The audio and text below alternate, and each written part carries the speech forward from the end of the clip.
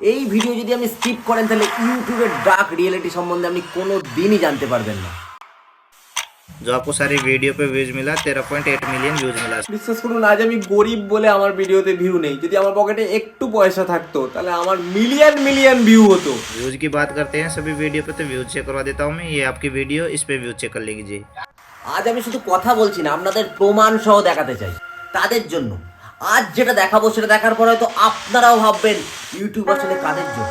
এই মানুষটা আমাকে বলেছে আমাদের টাকা দাও, তাহলে তোমার ভিউ আর রিচ দুটোই আমরা বাড়িয়ে দেবো।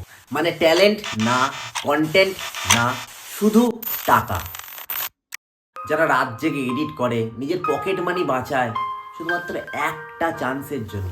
इस तरह आपको सारी वीडियो पे व्यूज मिला है मैम। आपका वर्क कंप्लीट हो चुका हमारे पास। जैसे आप रिमेनिंग अमाउंट ऐड करोगे, यूट्यूब गाइडलाइन से वेरीफाई करवा के आपके डैशबोर्ड पे पूरा वर्क अपडेट करवा दिया जाएगा। ओनली 5 मिनट का प्रोसेस है मैम। আমার প্রশ্ন একটাই, যদি টাকা দিয়ে ভিউজ কিনতে হয় তাহলে অনেস্ট ক্রিয়েটারদের জায়গা কোথায়? আমরা ভুল জায়গায় স্বপ্ন দেখছি না তো? আমি এখানে কারো নামও নিচ্ছি না, কাউকে অপমানও করছি না, শুধু আমার নিজের অভিজ্ঞতার কথা সবার সাথে শেয়ার করলাম, যাতে আমার মতো যারা সাধারণ ক্রিয়েটার তারা একটু সাবধানে থাকে।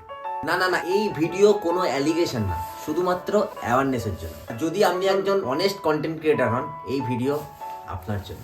আপনারা যদি চান এই সাধারণ ক্রিয়েটারের আওয়াজ অনেক দূর অবধি পৌঁছাক, তাহলে ভিডিওটা অবশ্যই শেয়ার করবেন। নমস্কার, ভালো থাকবেন।